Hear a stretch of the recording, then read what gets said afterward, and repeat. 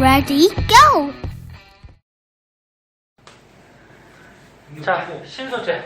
동영상을 보는 사람이 있을까요? 많이 봐. 진짜요? 네. 유튜브에 많이 보던데 사람들. 신소재. 유튜브가 문제가 아니고 얘는 공부할 때, 애들 복습할 때 보니까 선생님이 시간 될 때마다 찍어놓는 거죠. 봐봐. 자, 오늘 배울 거 신소재 물질인데 신소재가 뭐야? 새로운 신자지? 그 옛날에 없던 새로운 물질들. 그지?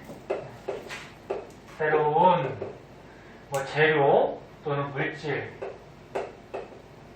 기술이 발달하면서 이런 신소재 물질들이 자꾸 개발이 되고 발명이 된 거죠. 그래서 뭐에 대해서 배우니? 여기서는 반도체, 그 다음에 초전도체, 액정, 그 다음에 그래핀, 탄소 나노튜브. 요거 말고도 뭐 신소재 물질이 많이 있는데, 요게 이제 중요하죠. 그 5가지. 5가지의 원리, 특징, 이런 것도 꼭 알고 있어야 되는데, 자, 맨 처음에 반도체부터 한번 보자. 반도체는 왜 반도체냐면은, 도체가 뭐야? 전기 통하는 물질이죠. 전기 통하는 게 도체, 절연체는 전기 안 통하는 거. 그럼 반도체는 도체하고 절연체의 중간 정도의 성질을 가지니까 반도체라고 하죠. 반도체. 네? 중간적인 성질. 그럼 무슨 얘기야? 도체는 전기가 통하고 절연체는 전기가 안 통하는데 그거의 중간적인 전기적 성질을 갖는다. 그러면 전기가 통할 수도 있고 안 통할 수도 있고 조절을 할 수가 있다는 거죠. 그게 반도체죠. 전기가 통하는 성질을 전기 전도성이라고 해요.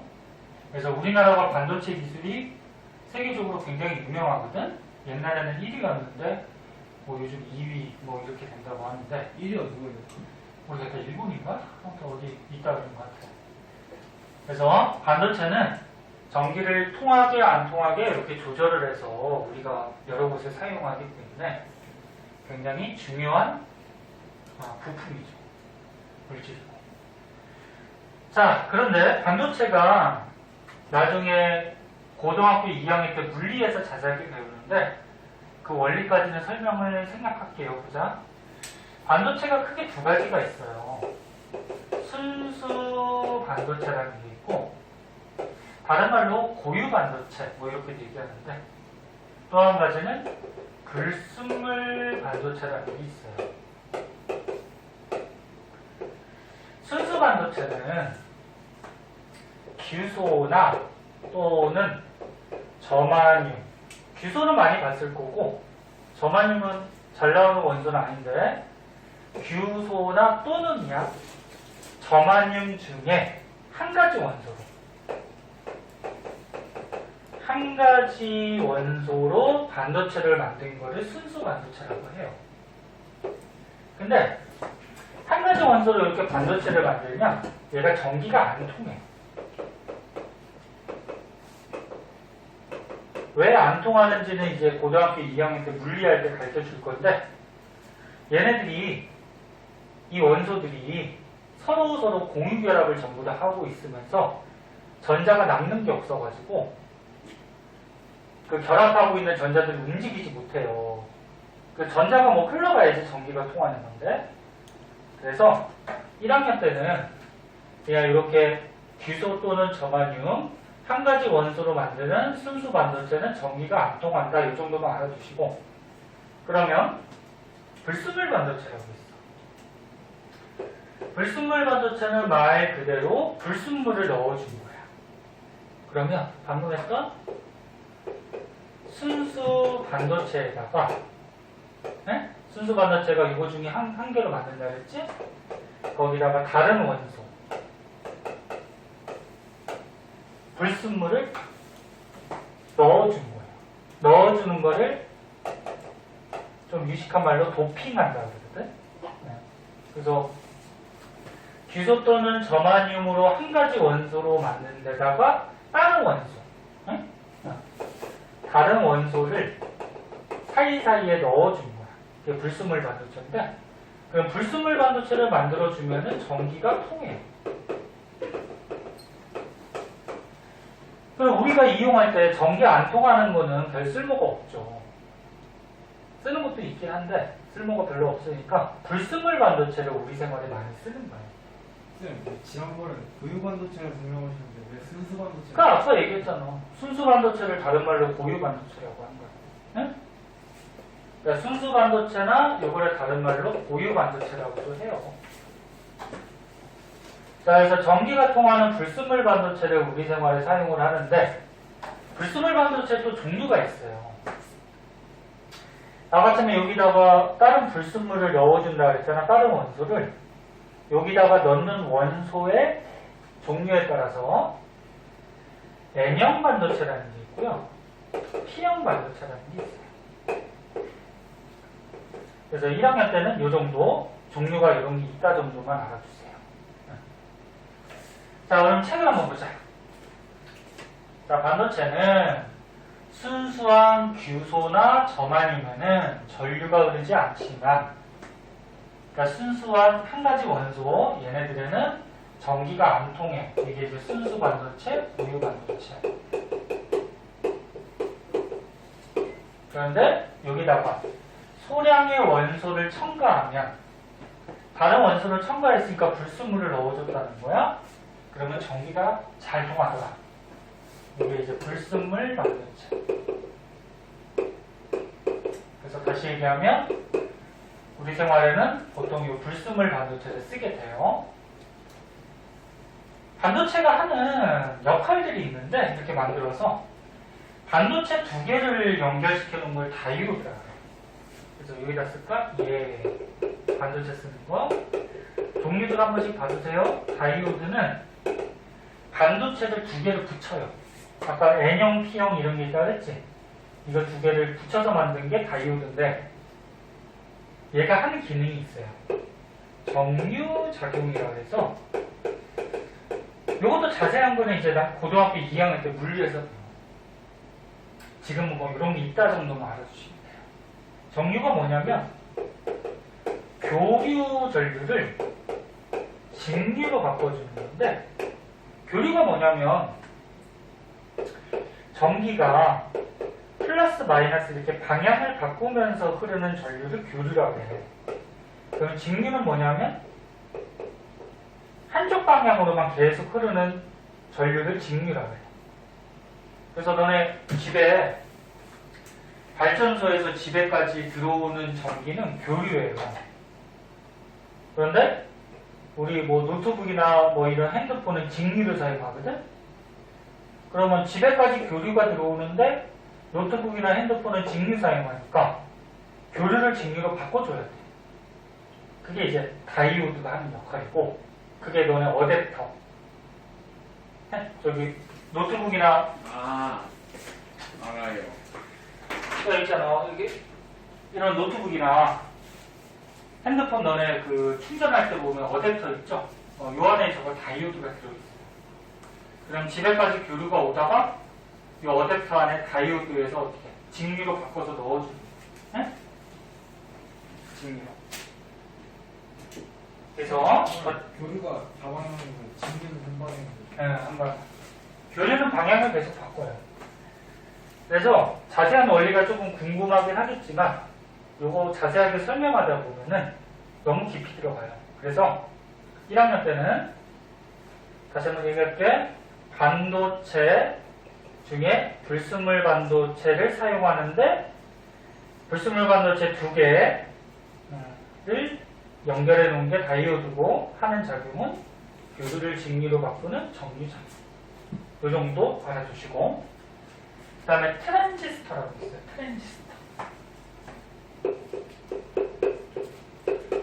트랜지스터는 반도체를, 이거 N형, P형 불순물 반도체를 세 개를 붙여놓은 거예요. 세기를 붙여놓은 게 트랜지스터인데 제가 하는 작용이 있어요. 얘도 증폭 작용. 증폭이 뭐야? 뭐 크게 해준다는 거지. 그래서 선생님같이 지금 마이크로 얘기하면은 스피커에서 소리가 커지잖아. 이렇게 뭘 키울 때 사용하는 부품이 트랜지스터야. 얘가 반도체가 이런 게 3개가 붙어 있어요. 마찬가지 원리는 물리원 2학년 때 배울 거야. 선생님 가르쳐 줄 거고. 그 다음에 뭐 스위치 작용. 스위칭, 뭐 스위치 작용 뭐 이렇게 얘기하는데 불을 껐다 껐다 할 때 이거 스위치 있죠? 그 안에 트랜지스터가 들어있어요. 그 다음 발광 다이오드. 발광 다이오드. 요거는 너네 영어 약자로 뭐라 그러냐면은 LED라고 해요. LED. LED 많이 들어봤잖아. LED가 너네 그 빛을 방출하는 이런 등이잖아. 그래서 너네 집이나 이런데 형광등 안 쓰고 LED 등 사용하는 집들도 많이 있을 거예요. LED 등으로 사용하면은 이게 전기가 잘 통해서 전기 소모도 적고요. 그래서 전기를 조금 먹고 그 다음에 똑같은 전기가 들어가도 빛이 굉장히 밝게 나오죠. 그래서 발광 다이오드. 다이오드니까 뭐야? 반도체 2개 붙여놓은 건데 2개. 근데 다이오드에서 빛이 나오는 거예요. 그래서 빛 나오는 이런 조명이나 조명, 형광등 같은 조명, 그 다음에 영상장치, LED TV 이런 거 들어봤을 거예요. TV 그 화면에 LED가 들어있어요. 발광 다이오드. 뭐 이런 곳에 쓰이고요. 그 다음에 유기발광 다이오드라고 있어. 유기발광 다이오드. 얘는 영어 약자로 OLED라고 해요. OLED. 요 그림 같이 화면인데, 빛이 나오는 화면인데, 그러니까 발광 다이오드니까 다이오드에서 빛이 나와요. 근데 이렇게 휘어지는 화면 같은 거 있어요. 비싸겠죠, 당연히. 화면이 휘어지고. 자, 그래서 다시 한번 정리할게. 지금 시간에 확실히 외워야지. 외워두고 알아두세요. 집에 가서 복습하면 좋겠지만 복습을 대체로 잘 안 하잖아요. 복습을 해야 되는데. 다시 한번 얘기하면 선생님 적어주는 정도만 1학년 때 좀 알아두시면 돼요. 자세한 원리는 2학년 때 배우고, 반도체는 한 가지 원소로 만드는 순수 반도체. 근데 얘는 전기가 잘 안 통해. 근데 여기다가 다른 원소, 불순물을 넣어주면 전기가 잘 통해요. 이 불순물 반도체. 참고삼아 불순물 반도체는 N형, P형이라는 게 있고요. 이 반도체를 2개를 붙여놓은 게 다이오드. 다이오드는 교류 전류를 직류로 바꿔주는 정류작용할 때 쓰고, 이 반도체 3개를 붙여놓은 거 트랜지스터, 요거는 키우는 증폭작용, 스위치 작용. 그 다음에 발광 다이오드, LED라고 하고, 뭐 등이나 뭐 영상장치, 유기발광 다이오드, 이런 뭐 휘어지는 디스플레이 그래가지고 휘어지는 화면, 이런 곳에 우리가 쓰게 된다. 얘들도 알고 계시는데요? 자, 그 다음에 이제 초전도체가 나오는데 얘도 또 굉장히 중요해요. 한번 보자. 초전도체.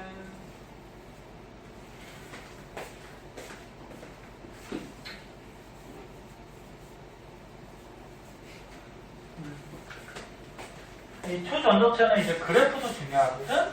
그래프도 시험문 같은 데나 문제도 많이 나와요. 뭔지 자세하게 한번 봅시다.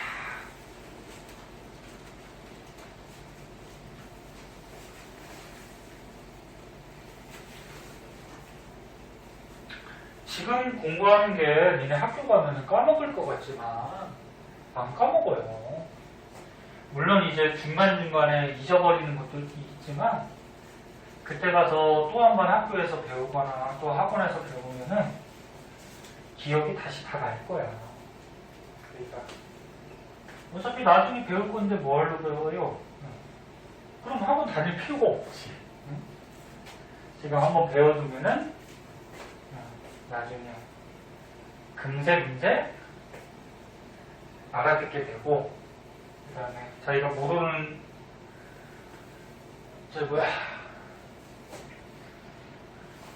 모르는 순간에 자기 실력들이, 과학 실력들이 차츰차츰 쌓이고 있어요. 자, 초전도체 한번 보자.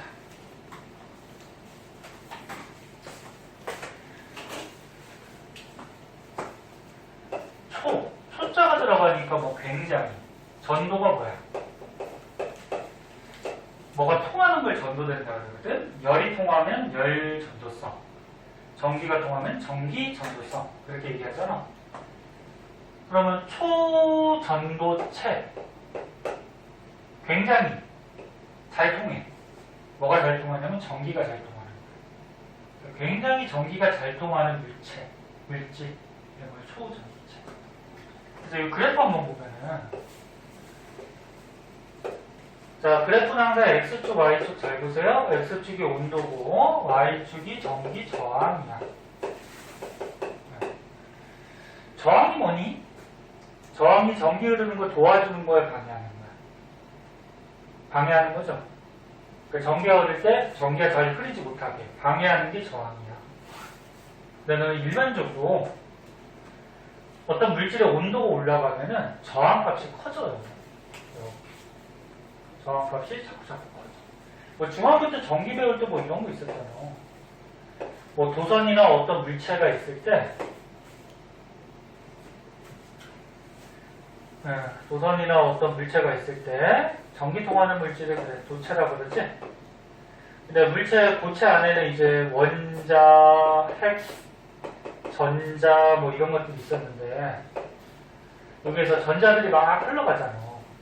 전기 꽂아주면. 이 전자들이 어느 쪽으로 가니? 전자가 마이너스 극에서 어디로? 플러스로 막 끌려가지. 그래서 이렇게 도체 물질 안에서 전자들이 흘러가면 전기가 통하는 거죠. 그리고 전자는 마이너스에서 플러스로 가지만 실제가 아니고 전류는 플러스에서 마이너스로 흐른다고 이건 약속을 한 거라 그랬어요. 다시 얘기하면 도체 전기 통하는 물질은 안에서 이렇게 전자가 흘러가야 돼. 그럼 저항은 뭐야? 야, 저항은. 야, 이 전자들이 흘러갈 때 이 안에 있는 원자가 있잖아. 원자가 이 전자 흘러가는 걸 어떻게 막아버리죠. 네? 즉 전류 흐름을 방해하잖아. 방해. 이게 방해하려는 것을 저항이라고 해요. 다시 얘기할게. 전자가 흘러가는 게 전기가 통하는 거고요. 그때 도체 물질 안에 이 원자 때문에 방해를 받죠. 이게 전기 저항. 근데 온도가 올라가면 어떻게 돼? 이 고체 물질, 도체가 안에 있던 원자들이 진동하잖아, 제자리. 이제 그 진동이 활발해지죠. 온도가 올라가면 에너지가 커집니다. 그럼 진동이 활발해지면은 이 전자가 지나갈 때 충돌을 더 잘하겠죠. 그럼 더 못 지나가겠지. 그래서 저항이 일반적으로 커져요. 그럼 거꾸로 얘기하면 봐봐. 온도가 내려가면은 저항은 어떻게 될까? 작아져요. 그런데 어떤 물질 중에 온도가 내려가다가 쭉 내려가다가 낮은 온도에서 저항이 갑자기 줄어들다가 0이 되는 경우가 생겨요. 이렇게 온도를 낮춰주다가 전기저항이 0이 되는, 전기저항이 0이 되는, 0에 가까운 이런 형태가 되는데, 이런 물질을 초전도체라고 해요. 모든 물질이 다 이렇게 되는 거 아니야. 그래서 온도가 떨어지다가 전기저항이 갑자기 이렇게 0이 되는 그런 물질들이 있어요. 그때 이 0이 될 때 온도를 우리가 임계 온도라고 해요. 임계 온도. 다시 한번 얘기하면 온도가 내려가다가 임계 온도까지 온도가 내려가면 전기 저항이 0이 돼요. 이런 게 초전도체. 자, 그럼 저항이 0이 되면 여기다가 이제 전기를 통해 주면 전류를 흘려주면 전류가 굉장히 강하게 되겠죠. 왜? 막는 저항이 없으니까. 방해하는 저항이 없으니까 굉장히 강하게 흘리겠지. 그리고 추가적으로 전류가 강하게 흐르면 그 주위에 자기장도 생기는데 자기장도 강하게 생겨요. 그러니까 니네 저런 거 배운 거 있잖아. 도선에 만약에 전류가 흘러, 그럼 뭐 오른손으로 전류 방향 감싸지는 게 뭐 자기장 방향 뭐 이런 거 배운 거 있잖아. 네. 그러면 전류가 흐르면 거기에 자기장이 생겨요. 고등학교 때는 문자 많이 쓰는데 전류는 I라는 문자 쓰고요. 자기장은 B라는 문자를 써요. 자, 그럼 정리하면 핵심은 이거야. 자, 핵심은 이건데 다시 한번 보면 초전도체 물질은 온도가 낮아지다가 임계 온도까지 온도가 낮아지면 전기 저항이 0이 돼서 저항이 0이 되니까 거기다가 전류를 흘려주면 굉장히 강하게 통해요. 그럼 전류가 강하게 흐르니까 전류 흐르는 주위에는 자기장이 생기는데 자기장도 강하게 생기겠죠. 이게 이제 초전도체 원리고요. 그럼 우리 생활에 어디 쓰냐면은 자, 이런 곳에 써요. 전기 저항이 0이 되는 성질을 이용해서 전력 손실이 없는 송전선. 자, 이게 뭐냐면 봐봐, 좀만 더 하면 돼. 봐봐. 얘는 발전소에서 전기를 생산해서 이제 가정이나 공장에 이렇게 보내잖아. 자, 보낼 때 전기 보내는 선을 뭐라 그래? 송전선이라고 해서 송전선. 보낼 송자, 전기전자. 전기를 보내는 선. 그리고 전기를 보내. 야, 근데 발전소에서 너네 가정으로 이렇게 전기를 보낼 때 만약에 송전선에 저항이 커. 야, 저항이 크면 전기가 잘 흘러 안 흘러? 안 흐르죠. 그죠? 그러니까 송전선이 저항이 크다라는 거는 전기가 잘 안 흐른다. 그러면 가정까지 도달하는 게 적다는 얘기예요. 네? 중간에서 손실되고. 그럼 이 송전선은 저항이 큰 게 좋아요? 작은 게 좋아요? 작은 게 좋은 거지. 그래서 송전선을 이런 초전도체로 만들어 두면은 저항이 거의 없잖아. 그럼 발전소에서 생산한 전기, 전류를 어떻게 해? 저항이 없으니까 거의 대부분 다 보낼 수가 있겠지. 네? 그럼 가정에서 발전소에서 생산한 전류, 전기를 많이 공급받아서 쓸 수가 있죠. 그래서 이렇게 전력 손실 없는 송전선에 쓰기도 하고, 그 다음에 자기공명 영상장치라 그래서 MRI. MRI 많이 들어봤을 거예요. 여기 네. 사진도 있는데 그 MRI 한번 찍는데 비싸다 했는데 비싸요. 얼마나 몰라요. 몇십 원? 몇십만 원 하죠. 100만 원까지는 안 가고. 비싸. 자, MRI도 요 원리 초전도체를 이용하는 건데, MRI 요 둥그런 통에 보면은 요 안에 초전도체가 들어있어요. 초전도체가 들어있어서 여기다 이제 전기를 공급시켜주는 거예요. MRI 장치에다가 전기 공급시켜주면 초전도체로 되어 있으니까 전기 저항이 거의 없죠. 그러면 전기가 없다. 굉장히 강하게 통해요. 강하게 통하니까 그 주위에 자기장도 강하게 생기겠죠. 그래서 이 통에 자기장이 강하게 생기니까 거기에 사람이 누워가지고 이 통에 이렇게 씩 들어가잖아. 그러면서 검사하잖아. 그 강한 자기장을 가지고서 몸속을 연구하는 거죠. 어디가 이상인 겁니다. 더 자세한 원리는 뭐 기계적인 측면이기 때문에 또는 의료적인 측면이기 때문에 이 정도만 알아두시면 되죠. 자, 그 다음 이것도 되게 중요한데 외부 자기장을 밀어낸다. 자, 요거는 뭔지 한번 보자. 대표적으로 이제 자기부상 열차가 있는데 여기다 써볼까? 자기부상 열차. 자기부상 열차는 굉장히 중요해요. 자주 나오는 거라서. 이 뭐야?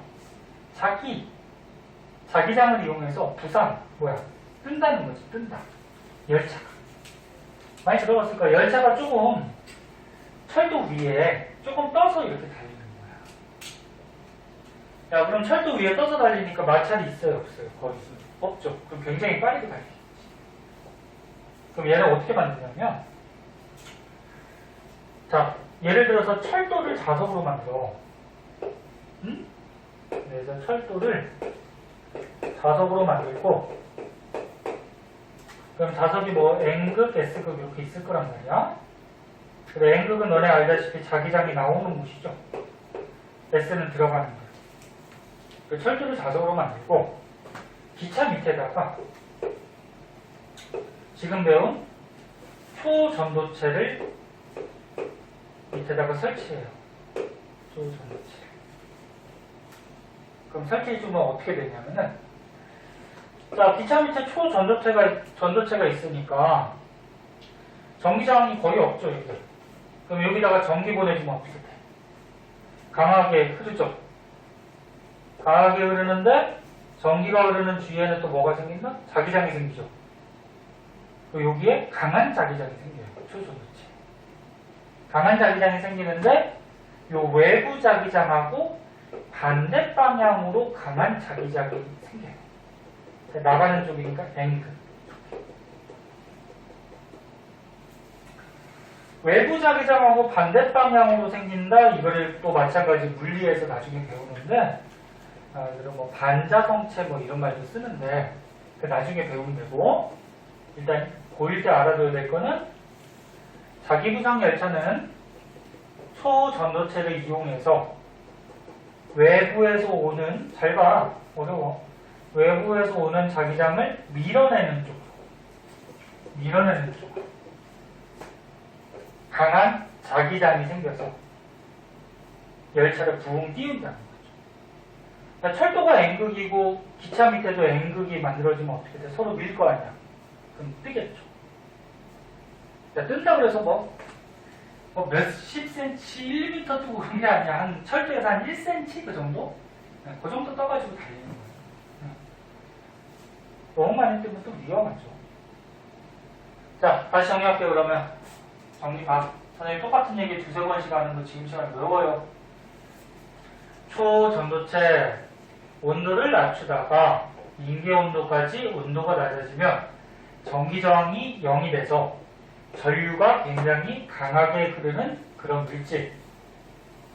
그럼 자기장도 강하게 생기고, 그래서 우리 생활에 송전선, 그 다음에 MRI 장치, 또는 뭐 자기부상 열차 이런 데 쓰이는데, 여기 뭐 마이스너 효과라는 말도 나와요. 마이너스 아니야, 마이스너야. 마이스터 효과가 뭐예요? 마이스너가 과학자 이름이죠. 그러니까 요거 너네 자석 위에 이 초전도체가 붕 뜨는 현상, 이런 게 마이스너 효과예요. 마이스너가 알아낼 거예요. 그래서 외부에서 오는 자기장을 밀어내서 붕 뜨는 이런 효과, 마이스너 효과, 이런 걸 이용해서 자기부상 열차를 만들었다. 됐어요? 자, 그 다음에 이제 오른쪽 페이지로 가자.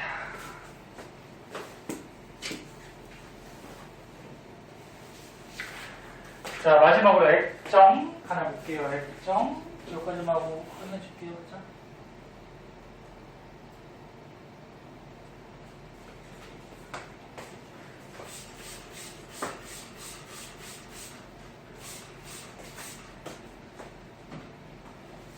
자, 액정은 너는 많이 들어봤잖아. 핸드폰 화면도 액정으로 돼 있고, 그 다음 여기는 뭐지, 뭐 전자계산기, 뭐 온도계 이렇게 숫자 나오는 표시창, 디지털 카메라 화면, 이런 것들이 전부 다 액정으로 되어 있죠.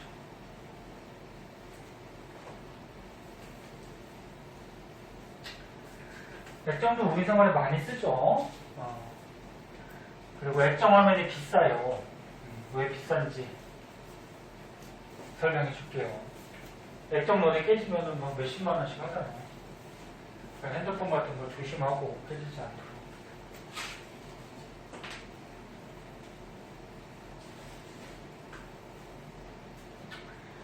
자, 액정은요.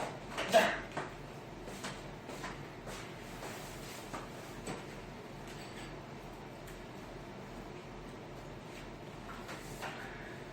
이것도 마찬가지 고2 때 자세한 원리 배우는데, 그러니까 너네 고1 때는 기본적인 원리나 이런 것만 배우고, 기본적인 게 참 많네요. 고2 때 가면은 요거에 대해서 좀 자세하게 배우지.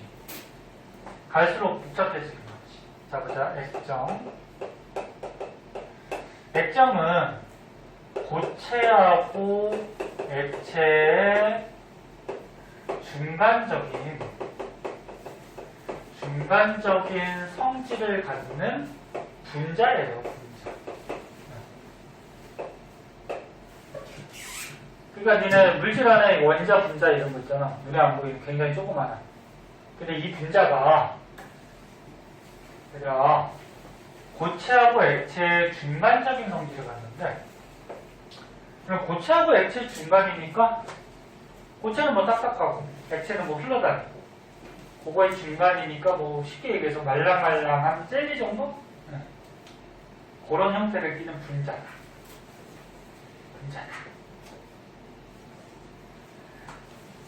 자, 액체 분자인데 여기서 중요한 원리는 오른쪽에 조그맣게 나오는 그림이 있어요. 여기 이 그림이 이제 원리를 설명해 놓은 건데, 자, 액정화면 뒤에서 이제 전기에 의해서 빛이 나와요. 잘 봐. 빛이 나와. 빛이 요 그림과 같이 평광판이라고 있어. 평광판. 평광판이 뭐냐면, 저거 지금 약간 대각선으로 그려져 있으니까 알기 쉽게.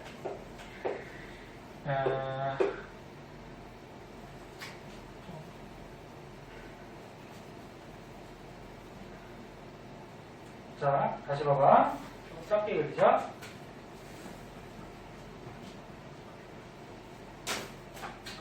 빛이 오면은 이렇게 미세하게 구멍이 뚫려 있는 판이 하나 있어요. 요거를 이제 평광판이라 해요. 그럼 수직으로 구멍이 뚫려져 있으면 요거를 수직 평광판. 근데 빛이 나중에 배우는데 파동이기가, 야 얘가 봐봐, 빛이 특이하게 모든 방향으로 진동을 하고 있는 파동이에요. 파동.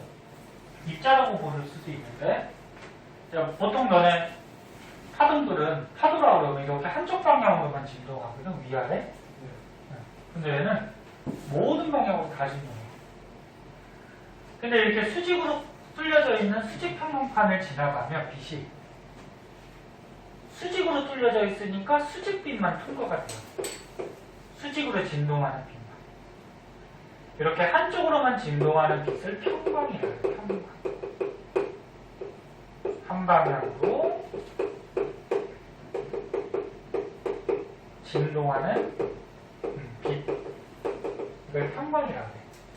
그럼 평광판은 뭐야? 이런 평광을 만드는 판이에요. 그러니까 수직으로 뚫려져 있으니까 수직빛만 통과가 돼. 그리고 여기 이제 액정이 있어요. 자, 액정 분자가 이렇게 있는데, 액정 분자가 약간 이렇게 가늘고 길게 생겼어요. 가늘고 길게. 근데 액정 분자가 이렇게 불규칙할 때가 있고요. 액정 분자가 규칙적으로 배열되는 경우가 있는데, 뭐 이렇게 해서 규칙적으로.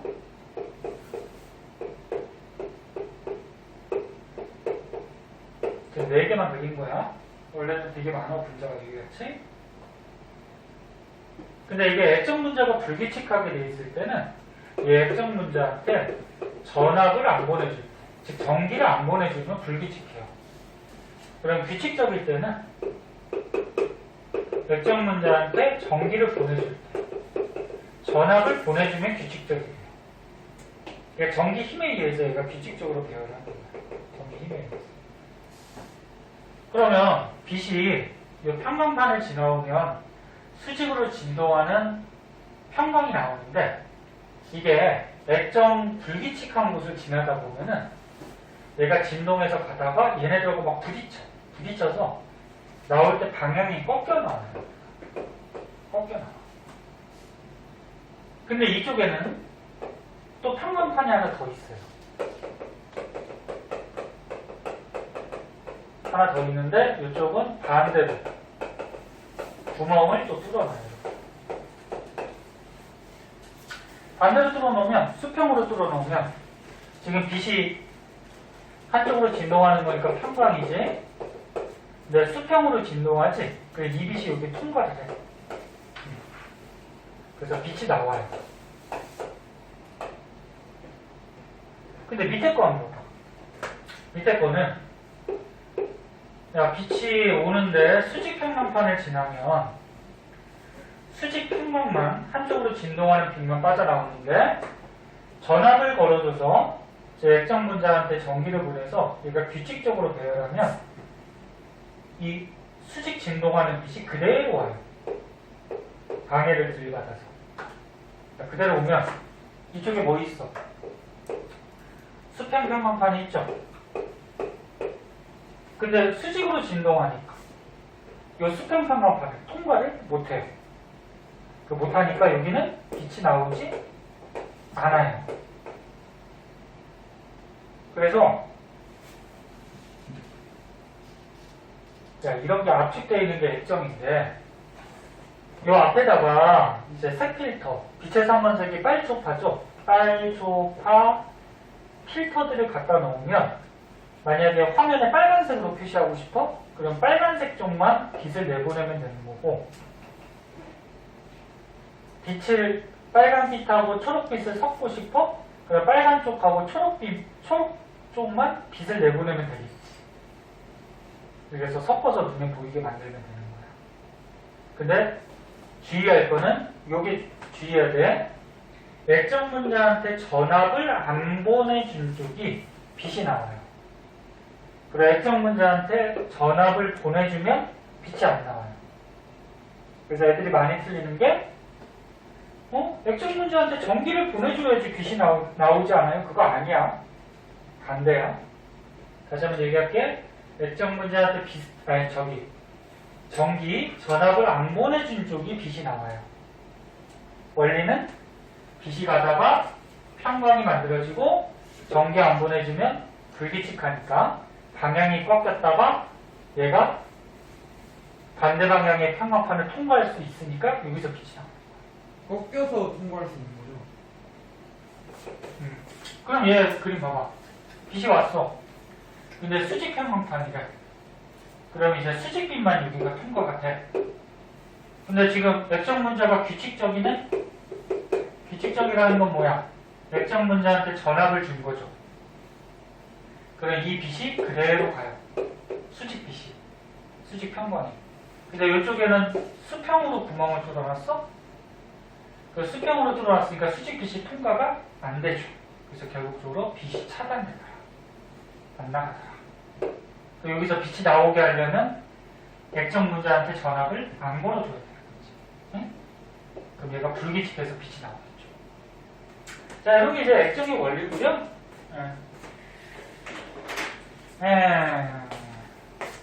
오늘은 그래서 반도체, 초전도체, 액정까지 알아봤는데요. 다음 시간에 이제 그래핀하고 탄소 나노튜브 알아보도록 하고요. 오늘 배운 거 되게 중요한 거니까 꼭 알아두고 거기에 딸린 밑에 문제는 당연히 숙제예요. 좀 해오시고. 자, 고생했어요. 오늘 여기까지 할게요. 그러면. 자, 저번 시간에 이어서 신소재 물질 한번 볼게요. 서윤이는 좀 더 남아서 공부하고 가고. 자, 신소재라 그러면은 76쪽이다. 신소재라 그러면은 옛날에는 없던 이제 기술이 발달하면서 만든 새로운 물질, 그치? 네, 그런 게 이제 신소재 물질이 되죠. 그 중에서 저번 시간에 뭐 배웠냐면은 반도체, 그 다음에 초전도체, 맥점, 이런 것들에 대해서 배웠었고, 오늘은 그래핀하고 탄소 나노 튜브라고 있어요. 그래핀, 그 다음에 탄소 나노 튜브.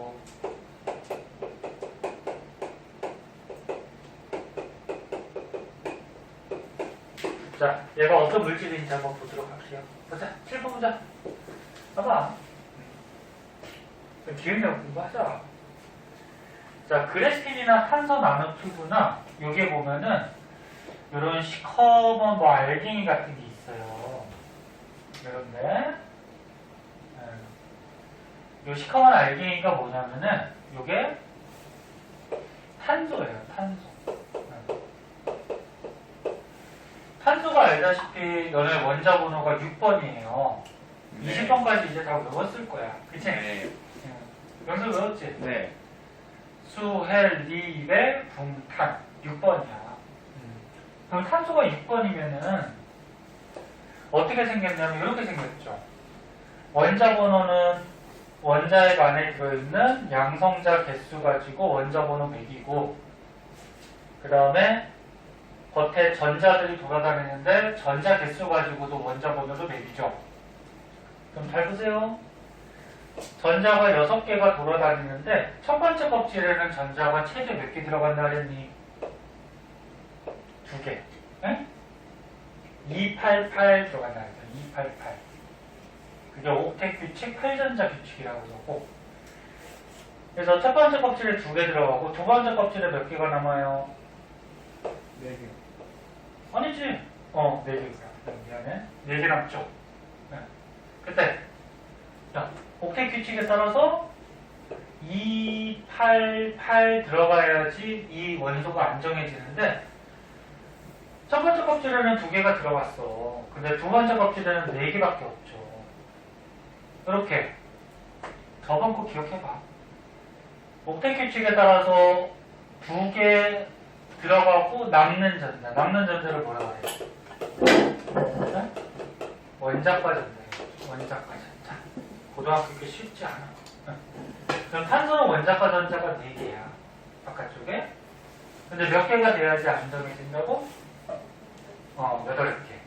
그럼 4개가 더 필요하죠. 그런데 얘를 자세하게 보면은 이 탄소가 전자가 바깥쪽에 4개밖에 없기 때문에 4개가 더 필요한데 공유결합을 3군데밖에 안 해요. 이렇게 자세하게 잘 보면. 탄소 나노튜브도 마찬가지고.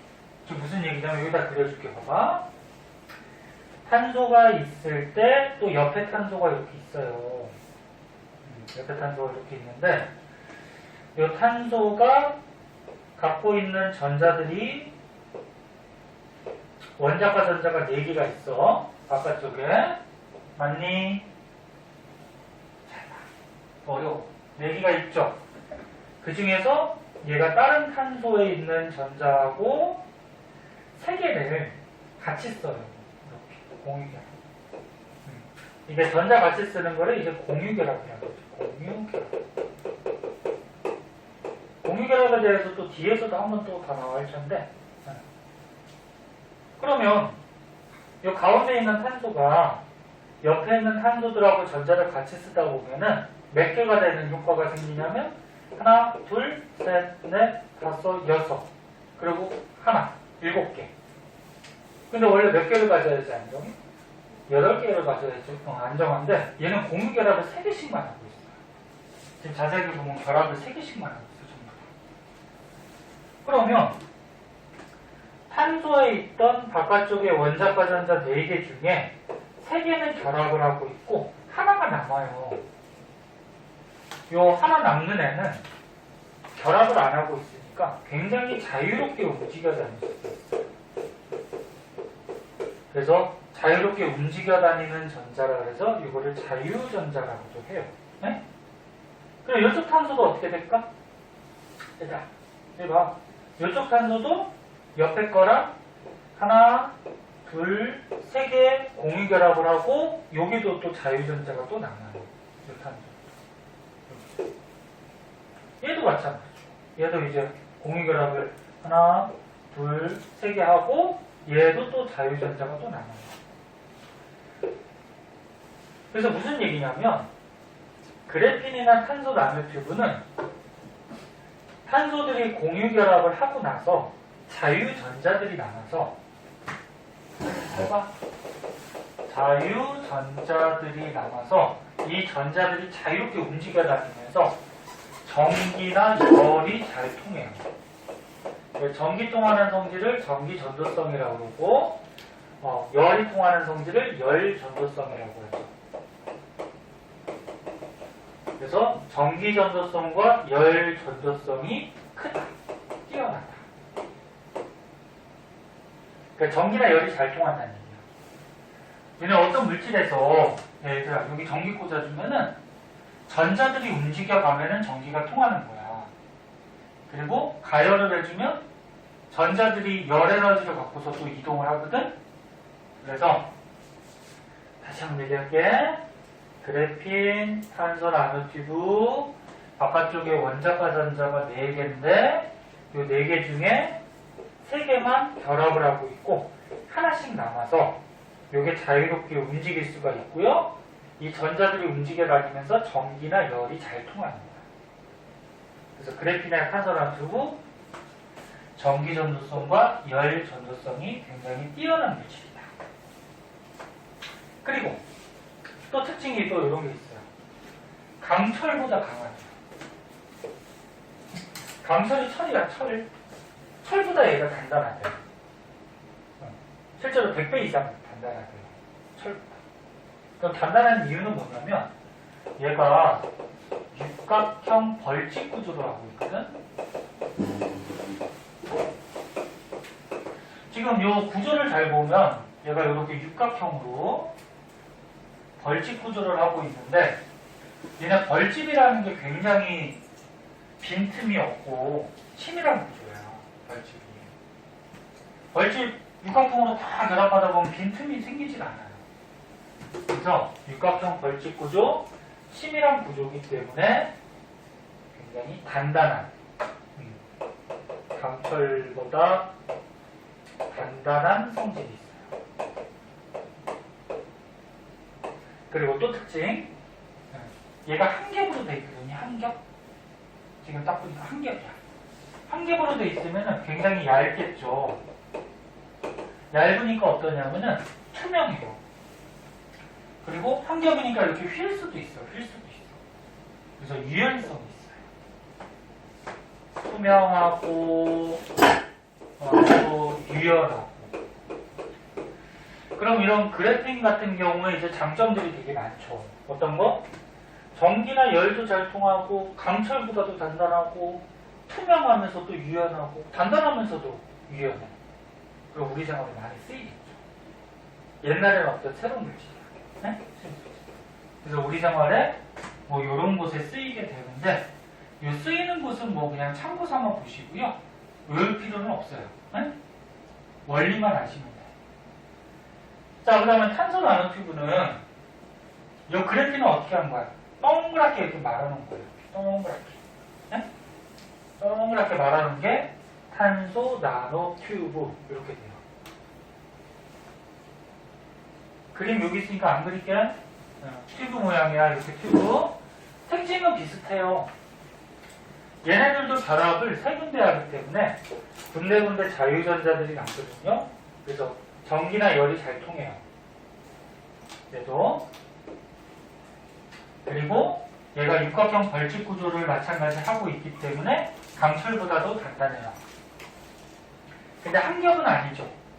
동그랗게 말아놨으니까. 그치? 한 겹은 아니라서 뭐 투명하고 유연하다 요것만 좀 다르고요. 나머지는 성질이 똑같아요. 그래서 우리 생활을 이용하는 곳은 한번 보도록 하시고. 네? 네.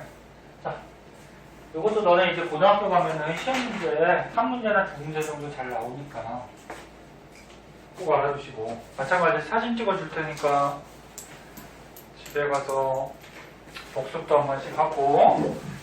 자, 그 다음에 그 밑에도 한번 볼게요. 선생님 이거 중간이에요? 뭐가 중요해? 중간고사까지가 어디예요?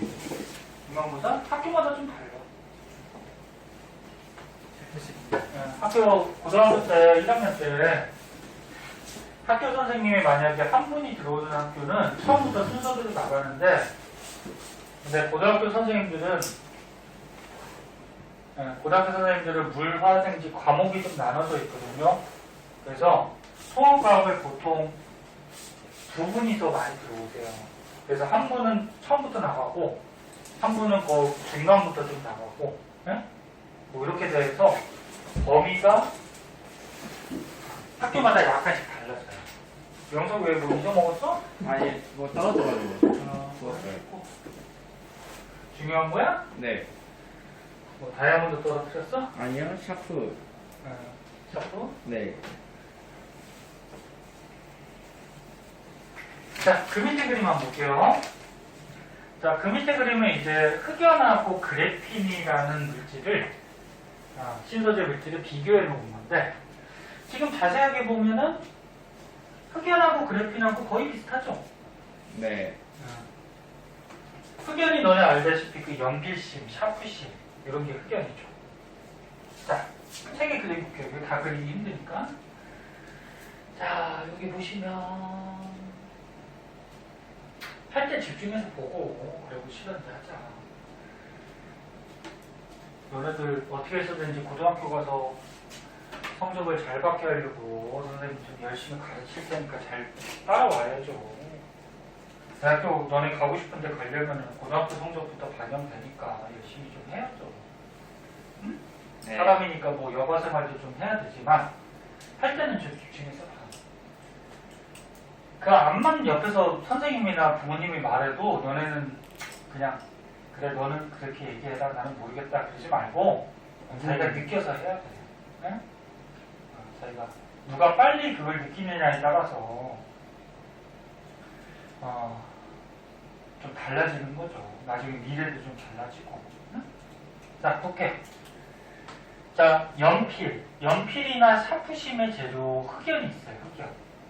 흑연도 이 동그란 알갱이가 뭐냐면 탄소예요. 그리고 방금 전에 배웠던 그래핀도 이 동그란 알갱이가 뭐야? 탄소예요. 근데 흑연하고 그래핀하고 지금 거의 구조가 비슷하게 생겼는데 다른 건 뭐냐면 흑연은 그래핀 같은 구조가 여러 층으로 돼 있어요. 이렇게 여러 층. 근데 그래핀은 한 개 층으로 돼 있죠. 즉 뭐냐면 흑연에서 요 한 개 층을 딱 떼어낸 게 그래핀이에요. 그럼 선생님한테 질문이 또 있는 사람이 있을 텐데, 선생님 흑연 연필심은 약하잖아요. 이렇게 손으로 힘줘도 부러지잖아요. 근데 그래핀은 아까 전에 강철보다 단단하다며요. 그 이유가 뭐냐면 흑연 연필심은 힘을 주면은 여기 층과 층 사이가 딱 끊어져요. 여기가 좀 약해서. 여기는 그렇게 강한 결합이 없거든. 그래서 층하고 층 사이가 끊어지면서 부러지는 거예요. 그런데 여기 한 개 층 안에서는 굉장히 강하게 결합하고 있거든. 공유 결합을. 그래서 얘는 끊어지지 않아요. 자, 그래서 책에 있는 정도만 좀 알아두는데 자세히 보세요. 연필심인 재료인 흑연에 한 층만 떼어내서 탄소 원자가 육각형 벌집 모양, 이렇게 벌집 모양으로 평면 구조, 한겹 평면 구조를 이루고 있는 물질이 누구다? 그래핀이다. 그리고 방금 얘기했듯이 흑연이나 그래핀은 전부 다 뭘로 돼 있다? 탄소로 돼 있다. 하지만 구조가 다르죠. 구조가 다르니까 성질이 달라지는 거야. 그래서 흑연은 너네 알다시피 시커멓게 연필심 투명하지도 않죠. 그리고 또 약하죠. 하지만 그래핀은 아까 배웠듯이 투명하고 굉장히 강한 이런 성질이 있어요. 그래서 구조가 다르면 똑같은 원소로 되어 있다고 하더라도 구조가 다르면 성질이 달라지는 거야. 알아두세요. 이것도 비교하는 거. 자, 이제 어려운 거 다 했고요. 밑에 보면은 자연의 소재를 이용해서 자연에 있는 뭐 동식물 이런 소재들을 이용해서 신소재 물질 또는 우리 생활에 필요한 물질들을 만들어서 쓰고 있는데 이 얘들도 객관식 같은 걸로 하나가 나올 수가 있기 때문에 참고 삼아 한번 봐주세요. 자, 여기 한번 보자. 이게 옛날에 아니 옛날은 아니고 전에 한 번씩 배워서 서민이하고 신우도 저번에 한번 배웠어요. 여기 보고 응? 책에 그때 온라인 교육할 때 화상 교육할 때 배운 것 같은데. 자, 보자. 자연 소재를 이용한 신소재 물질에서 독고마리 열매라고 있어요. 그 산 같은 데 가면은 이렇게 가시같이 약간 갈고리같이 튀어나온 열매들이 있어. 이게 독고마리 열매라고 그러는데, 그래서 이 독고마리 열매 옆을 지나가면 옷에 막 달라붙어요. 그래서 이런 갈고리 같은 걸 이용해서 갈고리 형태 이걸 이용해서 잘 붙는 벨크로 테이프라는 걸 만들어요. 그러니까 쉽게 얘기해서 찍찍이. 너네 옷이나 신발 같은 데 보면 이렇게 찍찍 붙였다 뺐다 하는 찍찍이 있죠. 거기 자세하게 보면 갈고리 모양같이 이렇게 있죠. 그래서 이런 독고마리 열매를 소재로 해서 벨크로 테이프. 홍합의 족사라 그래서 홍합이 너네 바닷속에 사는데 이렇게 홍합 안에 이제 내장 성분이 있죠. 근데 물속에 살고 있는데 뚜껑이 열려버리면 다른 물고기나 천적에 의해서 내장이 먹힌단 말이야. 그래서 뚜껑이 잘 안 열리게 하기 위해서 이 뚜껑과 뚜껑 사이에 접착물질을 얘가 뿌려서 잘 안 열리게 만들어줘요. 그러면 얘가 물속에 살지 물속에서도 접착 성분이 나와요. 그래서 이걸 이용해서 수중 접착제 물속에서도 접착 능력이 있는 이런 거를 우리가 또 만들어서 쓰고 연잎 연꽃이 너네 호수 같은데 물 위에 떠서 살잖아. 떠서 사는데 그 연잎이 만약에 물에 젖어버리면 그 연꽃이 가라앉아 버려요. 무거워져서. 그래서 연잎 같은 경우에는 방수 기능이 있어요. 그래서 방수 기능을 이용해서 뭐 코팅제 또는 세차가 필요 없는 자동차 이런 거를 또 고안해서 만들었죠. 그래서 아까 전에 얘기했듯이 그냥 자연의 생물들을 이용해서 우리의 필요한 것들을 지금 만드는 거예요. 그 다음에 개코도마뱀이라고 있어요. 자, 개코도마뱀은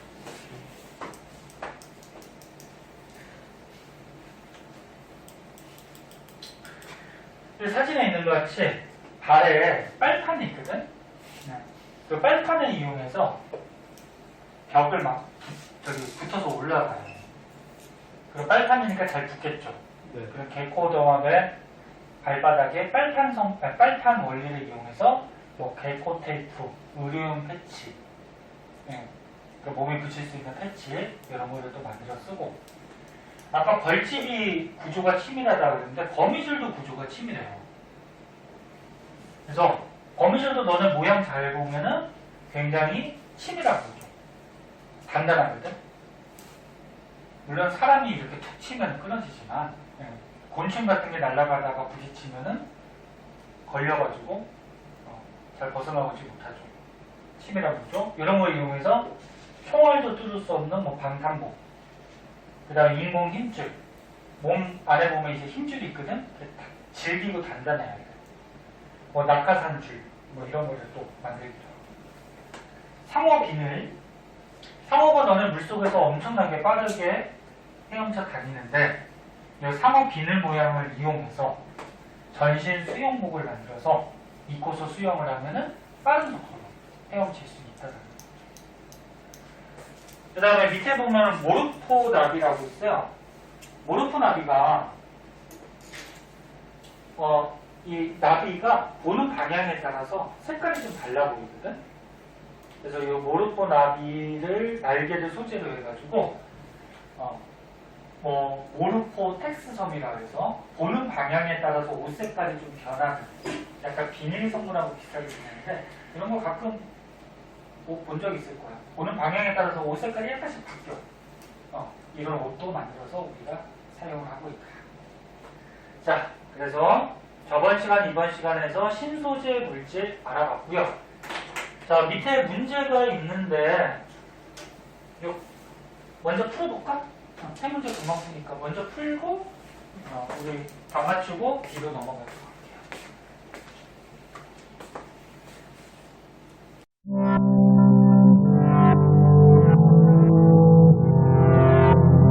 구독과 좋아요 눌러주세요.